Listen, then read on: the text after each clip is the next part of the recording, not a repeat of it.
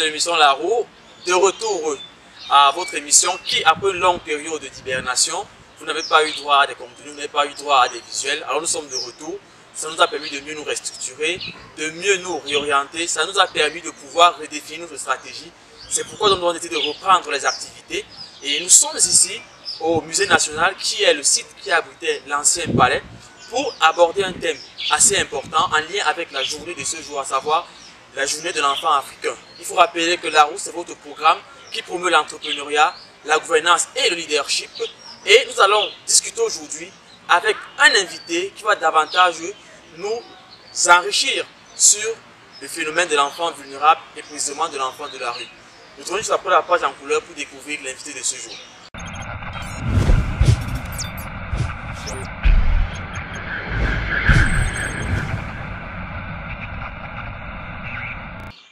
Le 16 juin 1991, l'Organisation de l'Unité africaine, en abrégé OUA, à laquelle l'Union africaine a succédé, a décidé d'instituer la journée de l'enfant africain en commémoration à l'assassinat ou à la fusillade ou la répression qu'avaient subi les jeunes sud-africains durant la période de l'apartheid en 1976 à Soweto, lorsqu'ils revendiquaient contre l'intégration de la langue africanaise dans l'éducation.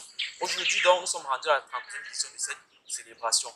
Et c'est dans le moment ou alors l'occasion pour nous de pouvoir aborder des thèmes en lien avec l'enfant africain, surtout les enfants vulnérables.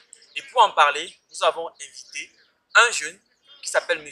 Kombe Moussa, qui est le président fondateur de ACF, qui veut dire Agir pour la solidarité en faveur des enfants vulnérables, qui est également ancien jeune de la rue, d'où d'ailleurs le nom de son concept de la page Facebook dont il a plusieurs milliers d'abonnés, Patrick Enfant de rue, c'est plus ce nom qu'il est connu sur les réseaux sociaux également dans la vie active. Bienvenue monsieur Kombe Moussa alias Patrick Enfant de rue. Merci monsieur Lionel. Et bon, pour avoir une certaine, pour rectifier certaines choses, c'est Kombe Moussa, bon, Patrick, parce que bon, vu le dit non au tribalisme, à tout ce qui mine déjà notre société aujourd'hui. Mon père, lui, s'est islamisé, il est du centre, donc il a cette union-là. Alors, c'est une façon aussi de dire de vivre ensemble. Un bel exemple d'intégration vivre ensemble au lendemain de la célébration de la journée de l'unité nationale, mais aussi en ce moment où le gouvernement, avec ses partenaires, tiennent des messages de sensibilisation contre les discours haineux. Mais nous ne sommes pas là pour parler de ça aujourd'hui. Nous sommes là pour parler des enfants vulnérables. Alors déjà, qu'est-ce que vous entendez par enfant vulnérable? Qu'est-ce qu'on peut entendre par enfant vulnérable? Enfant vulnérable, déjà, c'est ça. Le mot vulnérable, déjà, intervient même au niveau des adultes qui sont aussi des personnes vulnérables. C'est toute personne qui se sent en difficulté, qui est dans cette qui est dans un problème quelconque dont la société a eu à l'offrir ce problème-là en cadeau ou une certaine raison de vie. C'est pas un problème naturel qu'on a, mais plutôt que la société t'offre un problème, comme on peut appeler les enfants orphelins, les enfants de rue, les personnes handicapées sont aussi des personnes vulnérables. Maintenant, si on peut orienter dans ce que je connais, dans ce que je maîtrise, beaucoup plus les enfants vulnérables, dont je m'intéresse beaucoup plus encore pour mieux aiguiser la chose sur les enfants de rue. Alors, c'est quoi dire enfant vulnérable? J'ai expliqué ce que c'est. Maintenant, c'est quoi un enfant de rue? Là, je serai prêt à vous répondre, monsieur. Mais puisque vous-même vous décidez de faire la transition, c'est quoi justement un enfant de rue? Puisqu'il faut dire que vous êtes un ancien jeune de la rue, alors c'est quoi concrètement un enfant de rue? Et quels sont les problèmes rencontrés par un enfant qui se trouve dans la rue? Ok, un enfant de rue, moi ayant fait déjà plus de 18 ans dans cet engrenage de la rue, comme enfant de rue, et avec depuis l'âge de 8 ans, et là je peux déterminer principalement c'est quoi un enfant de rue. Il faut d'abord savoir qu'il y a d'abord deux catégories des enfants de rue. Il y a l'enfant qui quitte la maison parce que c'est la maison le problème. Et l'enfant aussi qui quitte la maison parce que c'est lui le problème de la maison. Donc il y a d'abord ces deux catégories-là. Alors, dire que on va donner une définition déjà globale de tout ce qu'on peut appeler, de tous ces enfants qu'on peut appeler des enfants de rue. Il n'y a pas une définition spécifique au standard, mais plutôt ce qu'on peut dire déjà, c'est que dans la rue, il y a des mineurs, il y a des adolescents, il y a des jeunes et il y a des adultes. Mais en français, on n'a pas pu scinder tout cela déjà. Donc, on va pas appeler un gars de 25 ans qui a vécu dans la rue depuis peut-être l'âge de 8 ans, qu'il est encore enfant, il n'est plus enfant. Donc, c'est un peu, ça c'est un peu l'abus de langage de toujours dire que celui-là est encore enfant de rue. Et maintenant aussi, dire aussi que il y a uniquement des enfants de rue qui sont des personnes peut-être non responsables parce qu'il y a des familles aussi qui sont des familles de rue. Ça veut dire que ils ont grandi dans la rue, ils ont fait des enfants, ils accouchent. Il y a des mères qui ont des enfants qui naissent dans la rue. Aussi ça. Mais prenons dans le cadre où on parle des enfants de rue, celui qui vivait déjà dans une famille et qui se retrouve dehors. Maintenant là, on peut déduire que beaucoup plus c'est la faute de la société et majoritairement encore la faute du parent qui refuse souvent de reconnaître ses responsabilités parce que vous descendez à la poste centrale, vous allez trouver un enfant qui vous dit qu'il est allé dans la rue parce que son père ou sa mère n'a pas voulu qu'il parte à l'école. On a des enfants qui quittent le Grand Nord et se retrouvent ici. Il vous dit carrément que papa a refusé que je puisse aller à l'école. C'est pour ça que je suis allé dans la rue. Il m'a imposé l'école coranique. Il a fini de faire l'école coranique, mais aujourd'hui, il veut suivre le cursus académique comme tout le reste. Donc, on voit qu'il y a des multiples raisons pour lesquelles on peut dans la rue. Il y a des multiples raisons parce qu'il y a d'autres même qui sont dans la rue parce que dans la famille, on a essayé de les abuser, soit sexuellement, et lorsqu'ils ont voulu parler pour se défendre, toute la famille s'est déversée sur lui en lui faisant comme outil de stigmatisation et autres. D'accord. Alors, je vais d'emblée sur votre question. Vous êtes responsable ou président fondateur d'une association qui agit en faveur des enfants vulnérables et il y a une spécificité que vous touchez ce 16 juin, notamment les enfants de rue dont vous venez de faire un bel exposé. La question vient de savoir comment est-ce que la société civile, en dehors de l'État, qu'on fait que les mises en place, les organisations de la société civile agissent pour améliorer l'hygiène des enfants de rue. Bon, ce que moi, en tant que président de cette association, président fondateur, je reste focus sur mes idéologies qui prônent d'abord dans mon histoire ayant vécu dans la rue. Et ce que nous on fait déjà, premièrement, on sensibilise majoritairement. Je travaille avec des familles qui sont des familles en situation vulnérable parce que dans ma stratégie de travail, je dois aller à éviter que les enfants se retrouvent dans la rue. Donc on peut résoudre déjà le problème étant à la maison. Aujourd'hui, revenons, quand on parle des enfants de rue, on parle de plus de 6 000 enfants de rue actuellement au Cameroun.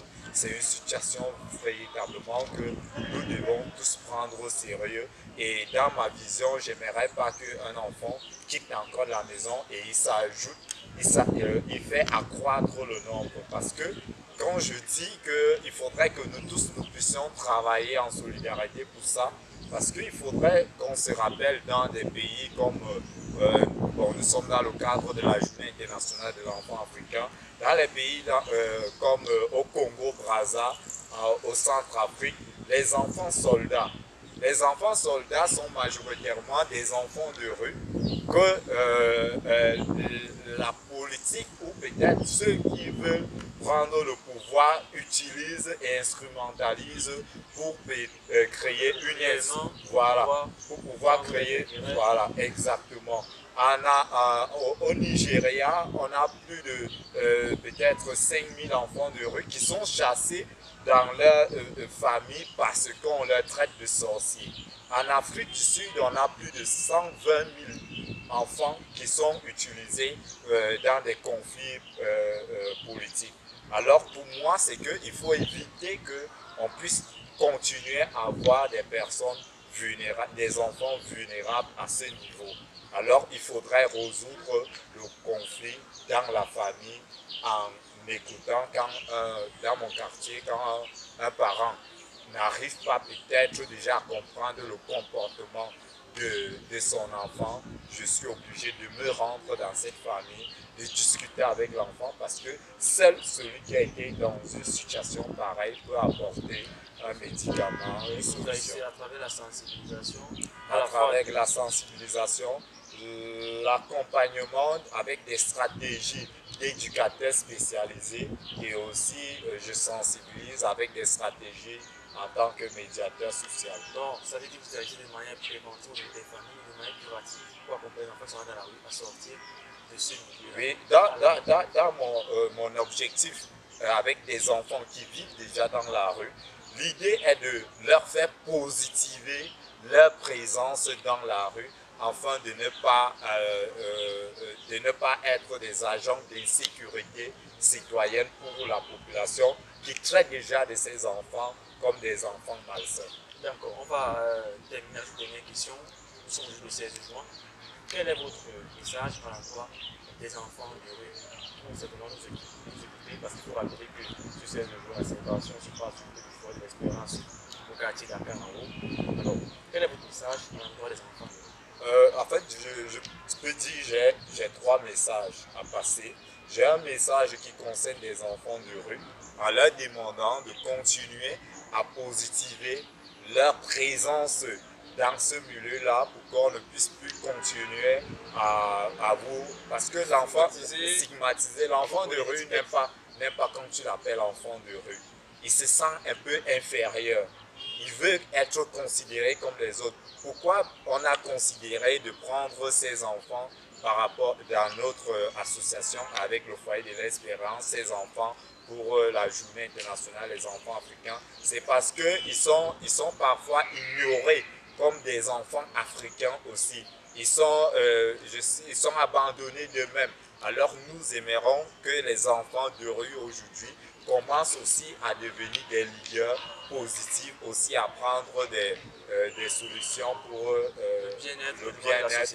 Et maintenant pour des institutions. Le deuxième message, j'aimerais véritablement dire à ces institutions qui disent travailler pour le bien-être de ces enfants, de le faire réellement.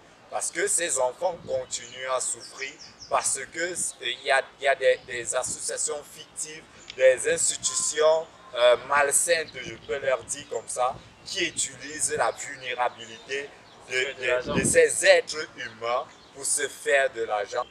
Au fur et à mesure que vous continuez à traiter ces enfants comme vous le faites, ces enfants vont devenir des dangers. Ces enfants ont besoin de nous. Ces enfants ont besoin qu'on puisse se rapprocher d'eux afin de comprendre la raison pour laquelle ils sont là, pour pouvoir prendre cette expérience et empêcher que notre enfant devienne aussi à cette place. En fait, c'est comme un virus, ça se contamine. Lorsque nous, étant parents, on ignore la présence, on ignore donc pourquoi ces enfants souffrent, nos enfants de la maison vont toujours se mettre dans ces conditions-là. Donc nous devons positiver et enfin d'éviter aussi que ces enfants-là, plus de 6 000 déjà, ma crainte c'est souvent que quand je dors, que ces enfants deviennent des bombes humaines pour notre pays.